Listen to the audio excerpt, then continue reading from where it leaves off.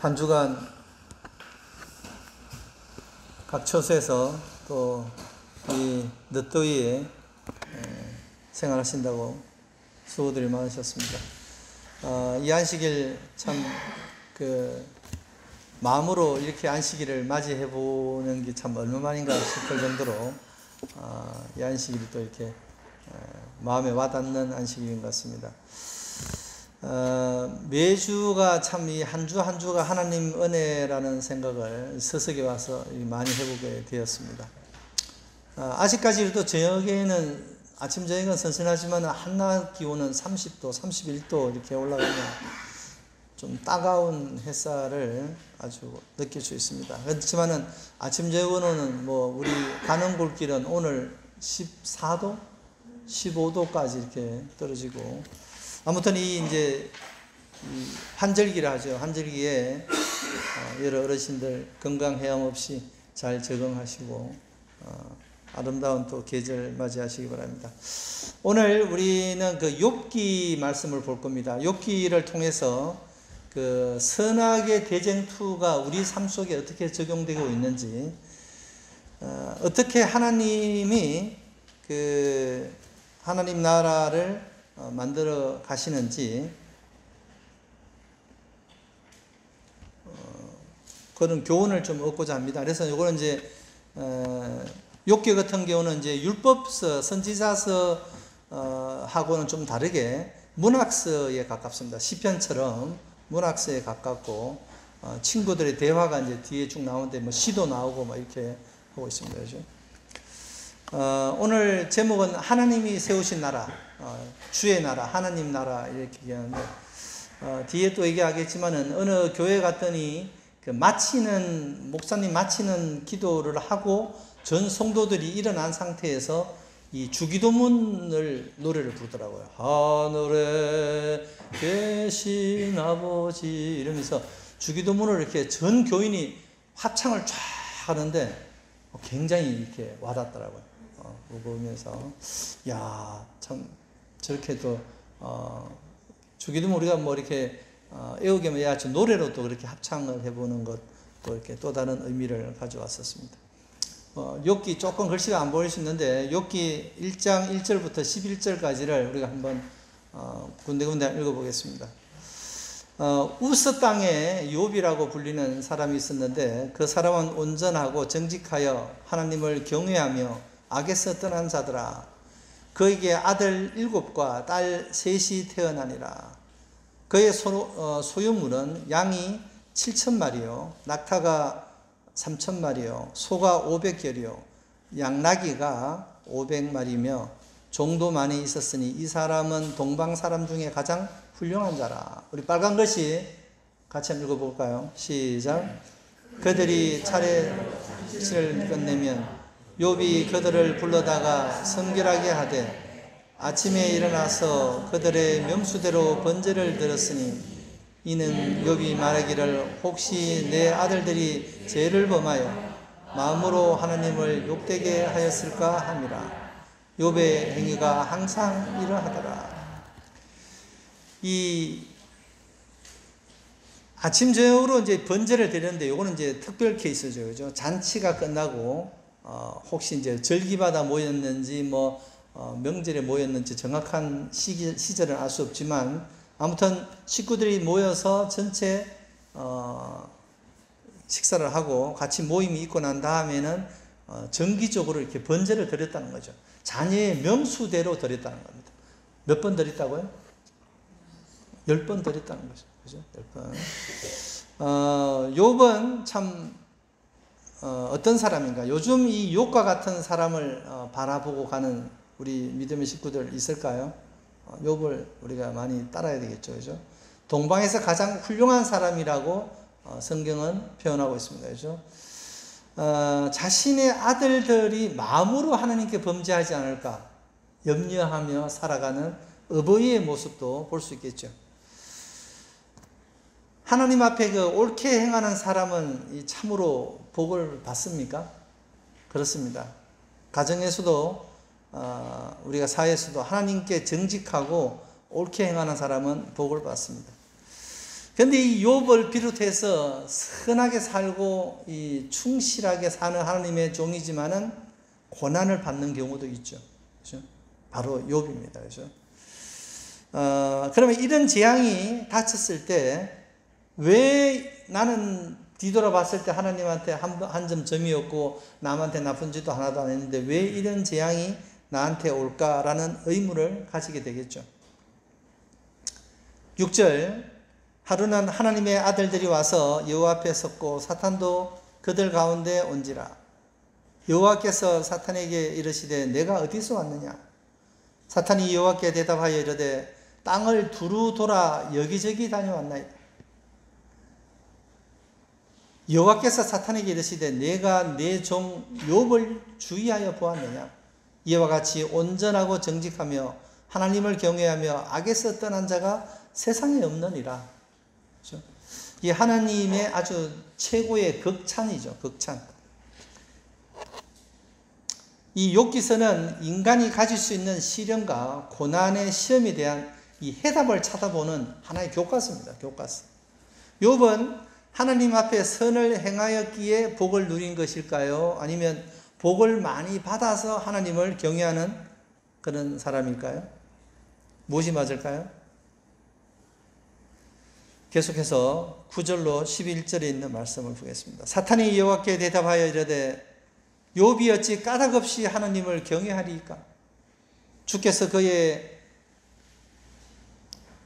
집과 그의 모든 소유물을 울타리로 두르심 때문이 아니니까. 주께서 그의 손으로 하는 바를 복되게 하사 그의 소유물이 땅에 넘치게 하셨습니다. 이제 주의 손을 펴서 그의 모든 소유물을 치소서.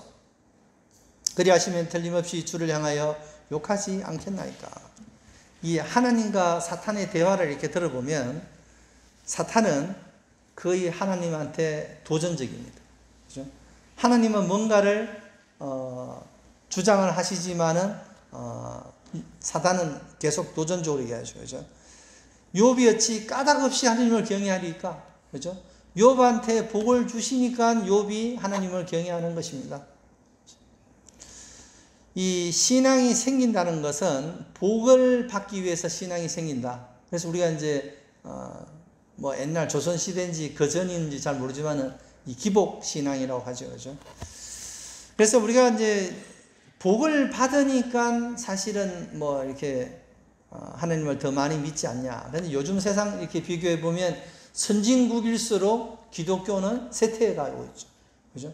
오히려 60년, 70년대 그 어려운 시절에 기독교가 훨씬 더 번성되어 가지고. 그죠? 박해를 받을수록 오히려 믿음의 불꽃은 더 펴게 되죠. 그죠? 그래서 우리의 선조, 우리 대쟁투 역사에서 있는 그런 믿음의 우리 식구들 보면 그 화영장에서 한 줌 재로 화해져 가지만은 끝까지 찬미를 부르면서 돌아가죠. 그죠? 제롬이라든지 그런 사람들 보면. 이게 기쁨으로 순교를 맞이하는 그런. 근데 지금 미국이라든지 좀 선진, 우리나라도 마찬가지입니다만은 우리 교단만 그런 게 아니고 전 교단이 지금 10년 동안 통계를 봤더니 거의 10%에서 15% 이상의 교인들이 다 줄어듭니다. 모든 교파들이 전부 다. 기독교가 지금 쇠퇴해 가고 있는 거예요. 미국은 이미 줄은 지가 한참 오래됐다고 얘기합니다. 선진국일수록 잘 살게 되고 복을 많이 누릴수록 하나님을 떠난다는 것입니다. 그죠? 욥은 다른 거죠. 욥하고. 그죠? 그래서 이제 우리 어머니들이 이 새벽이면 이 정한수를 떠놓고 이 기도를 드리죠. 그죠? 우리 아들 내일 모레 수능 보는데 그때는 이제 예비고사였습니다. 우리 절 때는 합격해달라고. 그 다음에 또 어딜 가는데 뭐 하게 해달라. 그 다음에 뭐 자식들을 위해서 빌어야 할 조건들이 너무 많죠. 어머니들의 신앙이었습니다. 저도 어머니가 새벽에 저렇게 장독대에 가서 물 떠놓고 이렇게 정한수를 하는데 저거 떠놓고 기도하는 모습 몇 번 봤습니다. 어머니가 제가 초등학교 3학년 때 교회에 나오셨으니까 3학년 이전에는 항상 저런 어머니의 모습을 몇 번 볼 수 있었습니다. 복을 기원함으로 믿는 이 기복신앙은 자신의 그 형통함을 소망하는 거죠. 그죠? 뭐 달 보고도 빌고, 이렇게 뭐 다리를 건너면서도 빌고, 이렇게 기도하는 모습 여러분들 많이 보셨죠, 그죠?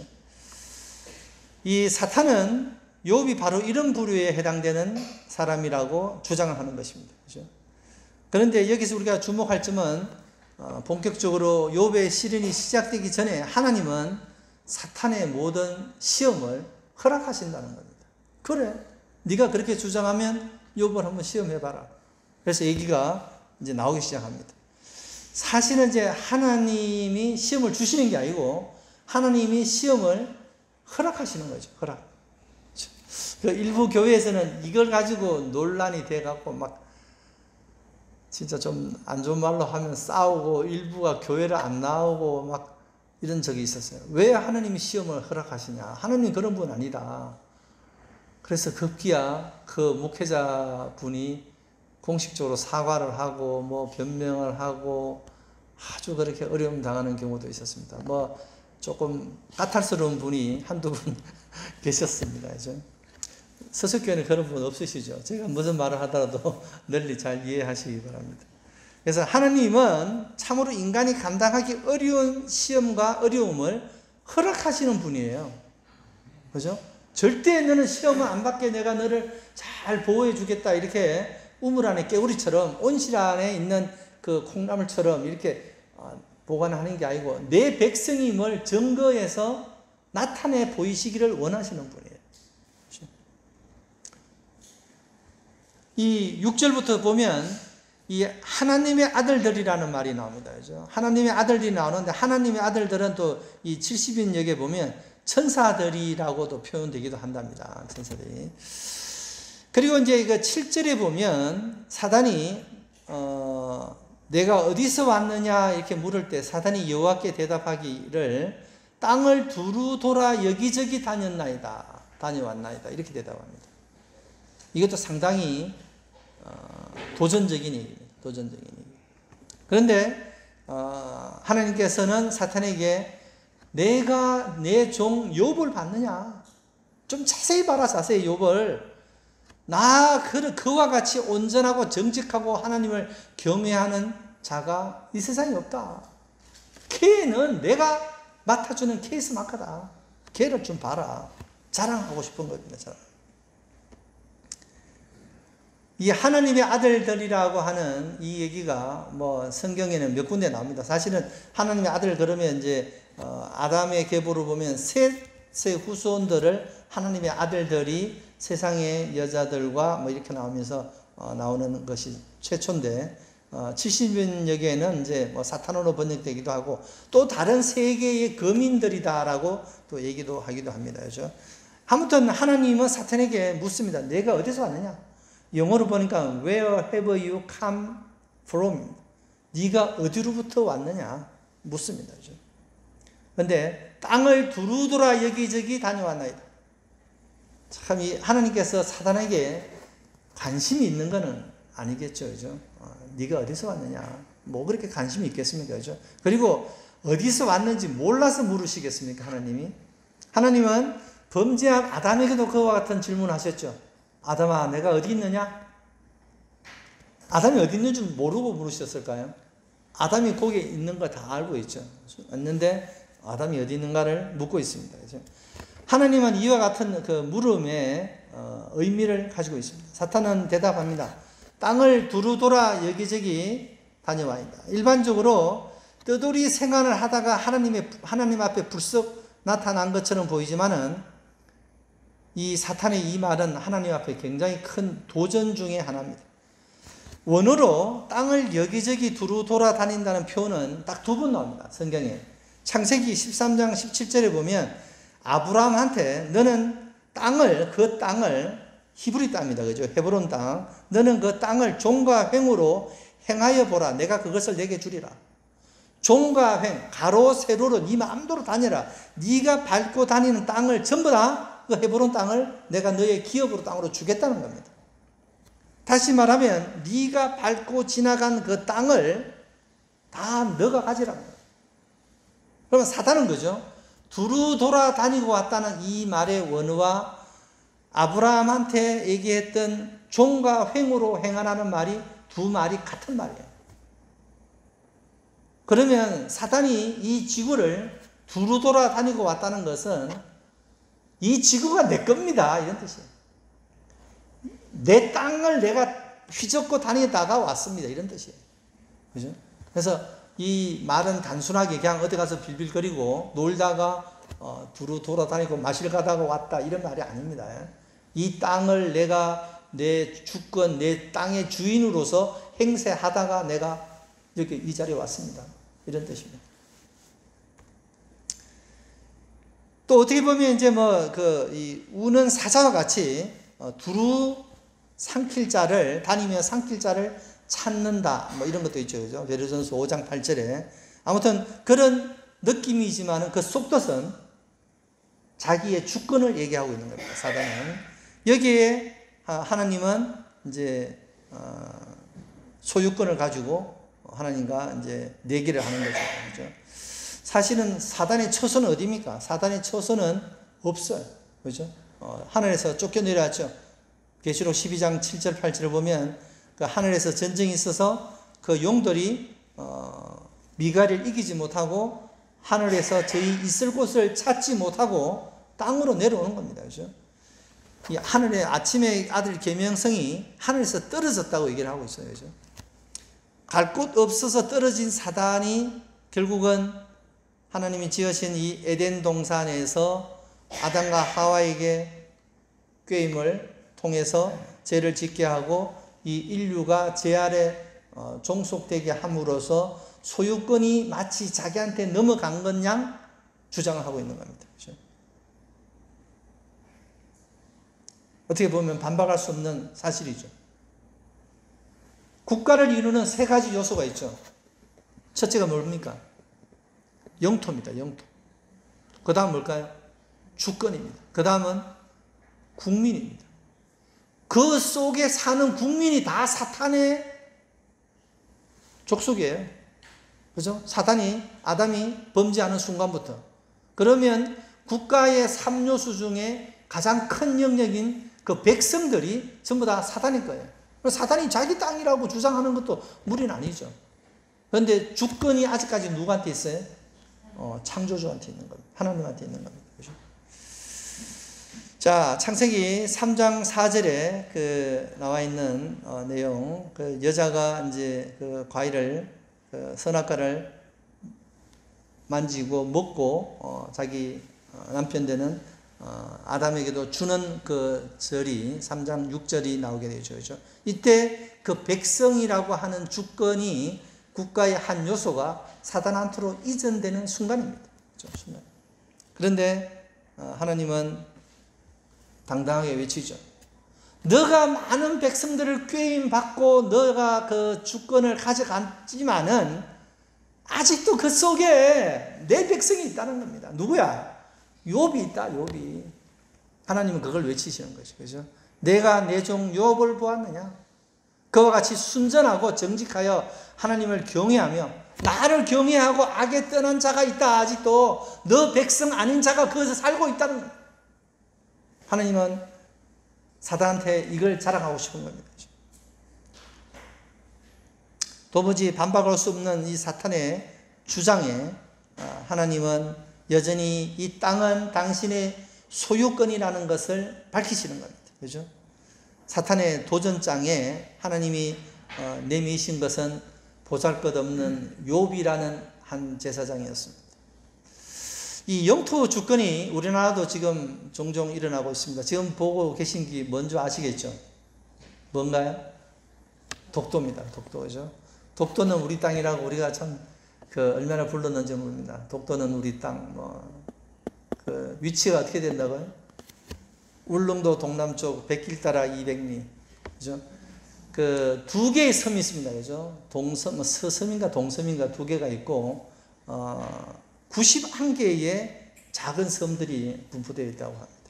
그 다음에 총 면적은 188m 제곱. 이 역사적으로 볼 때 1900년대의 고종 시절인데 독도 우표가 발행됐더라고요. 두 개가 발행됐더라고요. 역사적으로.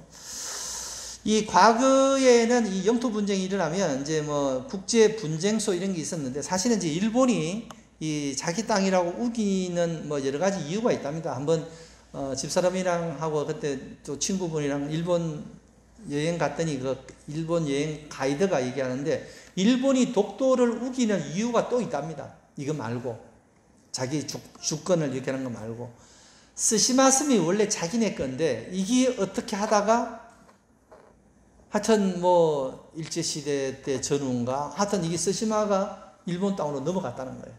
그래서 한국이 스시마 땅을 달라고 할까봐 독도를 미리 친다는 거예요. 미리 독도에 대해서 그 생각을 못하게 뭐 이렇게 한다. 그 이제 가이드의 말입니다. 어떤 근거는 없는 얘기입니다. 자, 우리가 이제 이것을 주장할 수 있는 이제 네 가지 증거가 있습니다. 네 가지 증거가. 이 영토 소유권에 대한 증거가 네 가지가 있습니다. 첫 번째로는 역사적 증거입니다. 역사적으로 이 땅이 어느 나라에 소속되어서 지배를 받아왔는가. 그죠? 그래서 뭐 1900년에도 지금 이 고종이 우표를 뭐 남의 나라 땅, 다른 나라 땅에 섬을 우표로 발행할까요? 그렇지 않죠. 그죠? 그 다음에 국제적 증거, 영토 소속이 국제적으로 어디에 인정받고 있는가, 국제법상. 그 다음에 지리적으로 우리 본토에서 어디가 가깝냐. 근데 사실은 일본하고 우리하고 별 차이가 없어요. 독도는.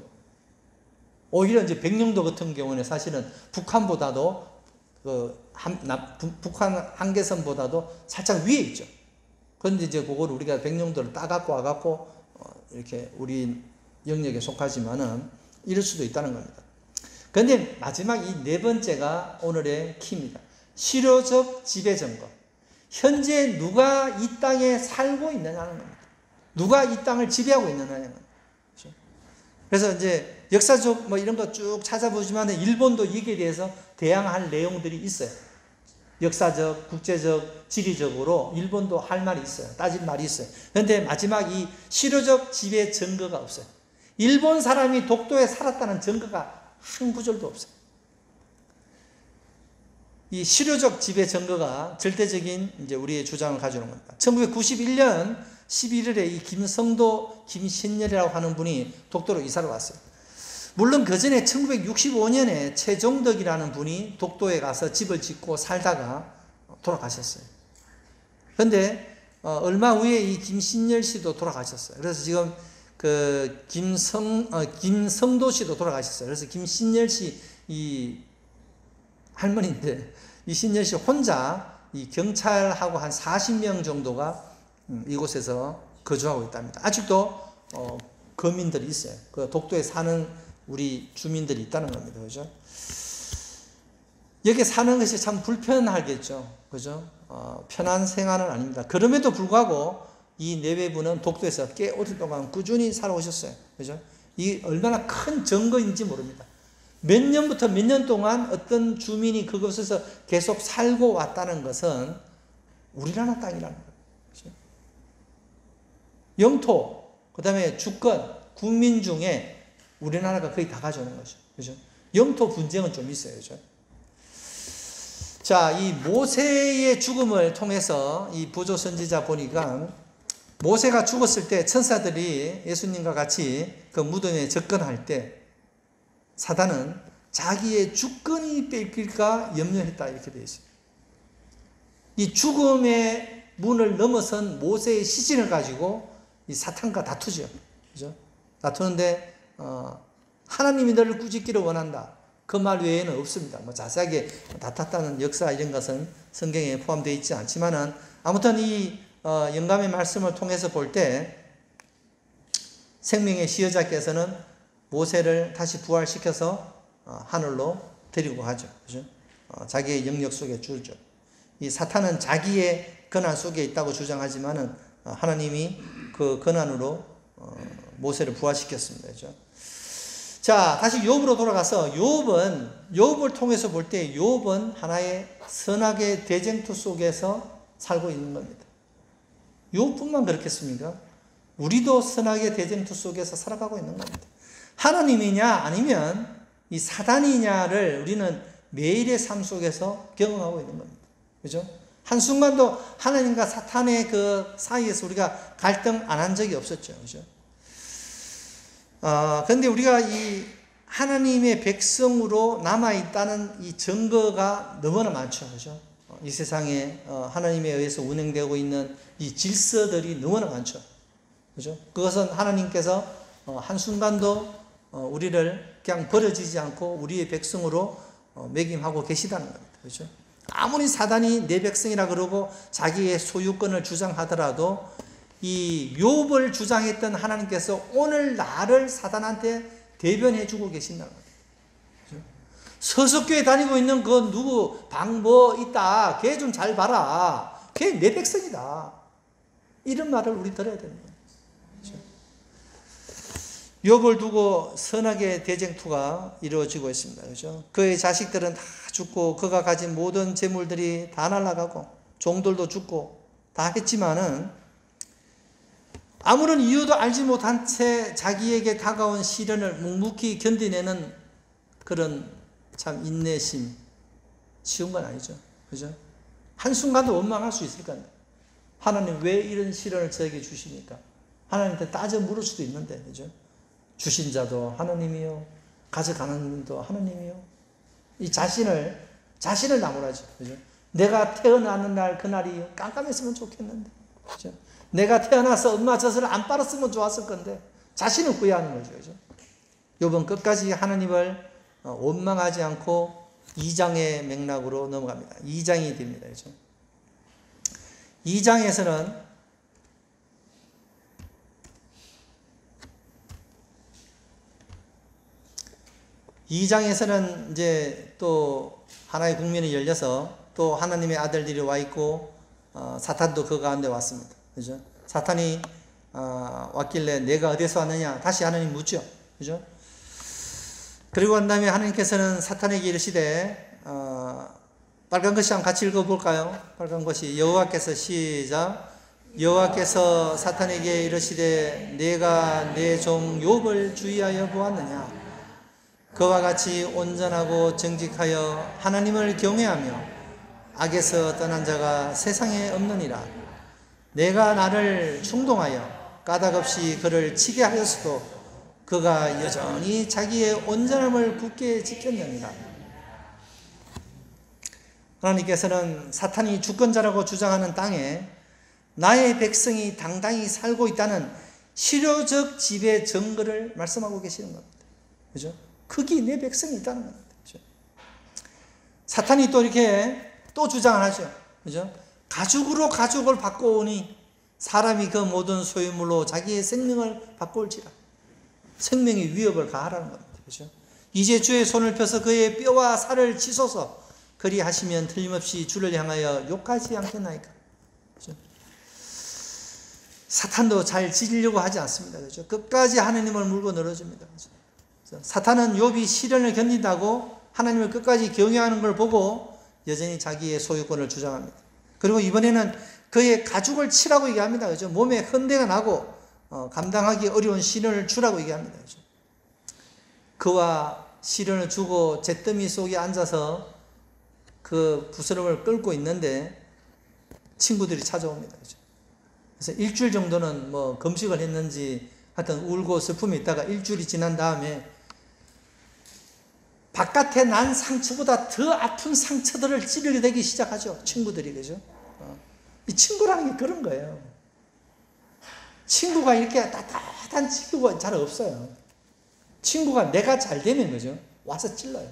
내가 못 돼도 와서 찔러요. 너 봐라. 그거 잘난 척 하더니 꼴 좋다. 찌르는 겁니다. 그죠?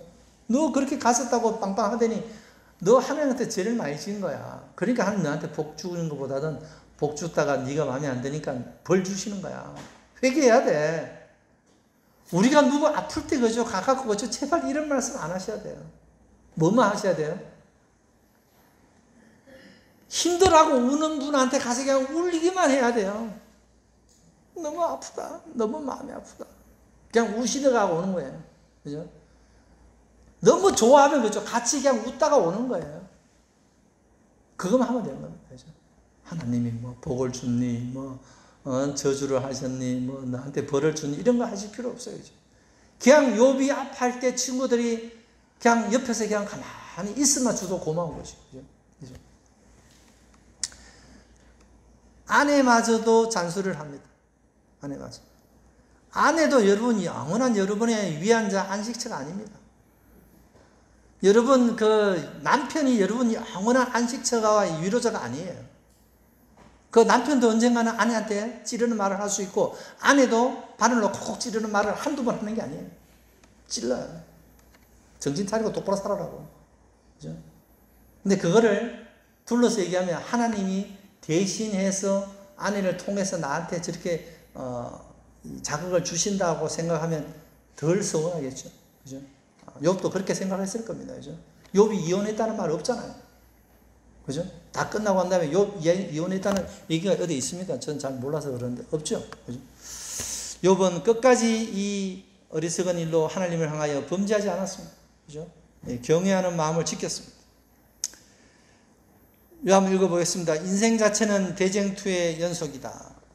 욥이 끝까지 견디고 하나님을 경외하는 마음을 잃지 않고 이루고자 했던 그 모든 노력은 그의 일생의 인내 그 이상의 것이었습니다. 그것은 하나님의 나라를 온전히 이루는 것이었습니다. 그가 쌓아온 모든 시험의 믿음의 시험에서는 그 승리는 그 개인의 승리가 아니었고 그것은 선악의 대쟁투에서 하나님께 영광이 되는 승리였습니다.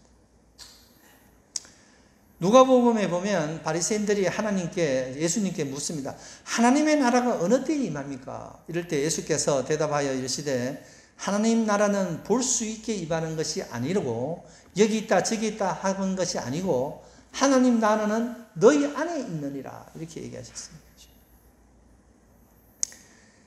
하나님께서 이 세상을 창조하셨는데 우리는 첫째 날 빛, 둘째 날 궁창을 만들고 셋째 날 뭘 만들고 쭉 얘기하고 그죠? 이거 셋째 날이 먼저 해달 별을 만들어야 되는 거 아니야? 이 식물들이 해도 없이 어떻게 살아가? 뭐 이런 아이러니에 막 빠지죠, 그죠? 복잡하게 생각할 거 없고 세 가지만 생각하면 됩니다, 그죠? 창조는 세 가지를 만드셨어요. 첫째가 뭐예요? 공간을 만드셨어요, 공간을, 그죠? 물론 첫째 빛이 있으라고 얘기한 것도 어둠과 빛을 나누는 공간이지만은 빛은 시간입니다. 그죠? 시간을 흐름을 시작하는 거고 나중에 넷째 날에 나왔는 해, 달, 별은 이 흐르는 시간을 주기적으로 단계적으로 규칙적으로 시간이 돌아가게 만드는 기구로 쓰신 거예요. 그래서 지구가 태양을 한 바퀴 도는 걸 1년이라 하고 달이 지구를 한 바퀴 도는 걸 한 달이라 하고 일주일이라는 것도 주어지는 거죠. 그죠? 주어지는데, 그 다음에는 이 시간을 만드시죠. 그죠? 그 다음에 이제 둘째 날은 사실 뭐예요? 혼탁한 이 상태에서 창조도 보면 하나님이 땅을 만드셨다는 말이 없습니다. 하나님이 흙을 지으시되 이런 말 없어요. 흙으로 사람을 만들었어요. 그러면 흙은 이미 있은 거예요. 그렇지 않을까요? 하나님이 물을 만드셨다는 말은 없어요. 이미 지구의 상태를 얘기할 때 땅은 공허하며 이 물하고 이 중력이 없으니까 그냥 막 이 혼탁한 그런 상태입니다. 그죠? 그 상태에서 뭐를 주셨을까요? 둘째 날. 이거 뭐 아무도 얘기를 안 했는데 제 생각입니다. 제 생각. 둘째 날 중력을 주셨을 것 같아요. 중력. 중력을 딱 주는 순간 어떻게 됐을까요?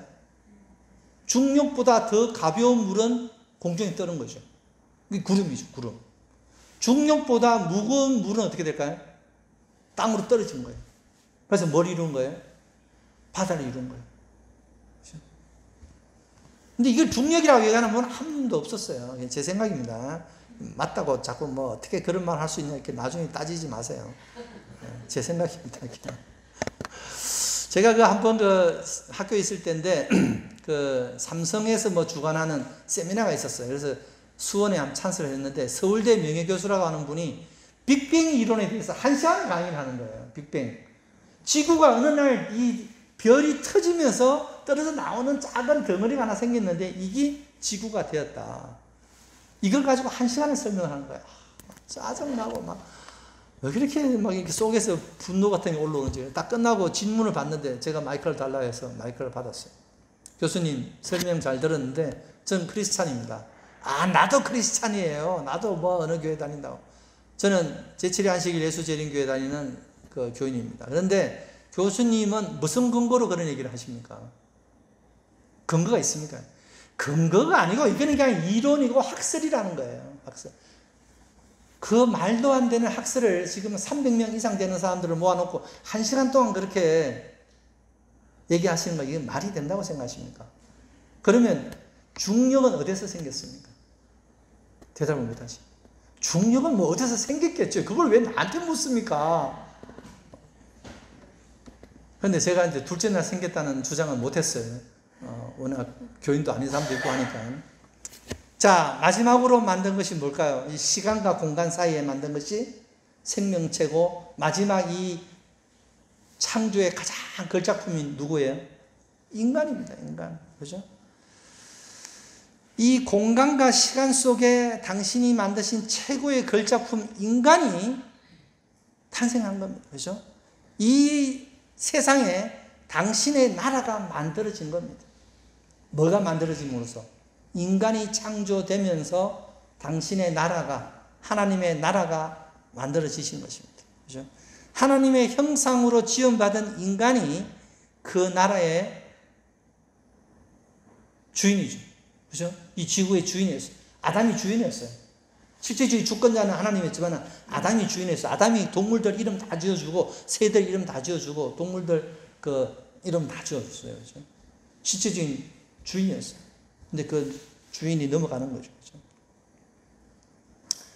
정언복음 1권 2장에 나는 온 하늘이 우리의 구원에 큰 관심을 가지고 있다는 것을 보았다. 나는 마음이 하나님께 고정되어야 하며 우리의 가마가 하나님과 진리를 대변해야 할 것을 보았다. 이렇게 나와 있습니다. 며칠 전에 그 9월 4일 날 제가 이제 아침에 예배 드리다가 보니까 이 교회 지남에 제가 준비하고자 하는 이 말씀과 일치되는 그런 구절이 있어서 캡처를 했습니다. 그렇죠? 이 세상 활동 무대에 세상 역사입니다. 그죠? 각 나라가 땅을 차지하기 위해서 싸웠어요. 그죠? 거룩한 순찰자의 목적이 이루어지든지 확인받기 위해서다. 나라마다 시험 기간이 주어졌고 실패했고 그 영광이 쇠했고 권력을 잃었고 다른 나라가 그 자리를 차지했다. 하나님은 인간 역사를 절정으로 이끌고 계신다. 영원히 망하지 아니하고 다른 민족의 손에 넘어가지 않을 나라를, 그 나라를 그분이 세우실 것이다. 그렇죠? 하나님 나라를 세우시는데 진짜 나라는 하늘에서 내려오지만은 그 전에 만들어지는 작은 천국들은 우리 마음 속에 들어있는 겁니다. 이미 내 마음이 천국이에요. 내 마음이 천국인 사람이 진짜 천국에 갈 수 있는 거예요. 그죠? 이 땅에 살고 있는 이 땅이 천국이지 않으면, 하나님 나라이지 않으면 진짜 하나님 나라에 우리가 들어갈 수 없는 겁니다. 그래서 여러분, 하나님 나라에 사신다는 떳떳한 이 자부심으로 살아가시기 바랍니다. 그죠? 오늘 우리 사랑하는 성도 여러분, 우리가 믿는 그 소망의 나라는 내가 다시 와서 너희를 내게로 영접하시겠다고 하신 그 약속하신 그리스도가 계신 곳임을 우리가 믿고 있습니다. 그곳은 우리가 생각하는 것보다 더 높은 곳이라는 것도 알고 있습니다. 언젠간 이 시공간을 넘어서 당신의 나라가 우리에게로 우리를 영접해 가실 거라고 우리 모두는 기억하고 있습니다. 그 나라에 이르기까지 우리에게 주어진 사명은 우리가 살고 있는 바로 이곳에서 하나님의 나라를 온전히 이루는 것입니다. 바로 그 노력이 오늘 우리에게 있어야 하겠다고 생각이 됩니다. 처음에 얘기했듯이 어느 교회 갔더니 목사님 기도 마치고 이 주기도문이 노래가 쫙 올라갈 때 참 이 가슴이 뿌듯했습니다. 그렇죠? 하늘에 계신 아버지 이름 거룩하사 주님 나라 임하시고 주님 나라가 우리 모두 마음에 임하시기를 간절히 소망하며 말씀을 마치겠습니다.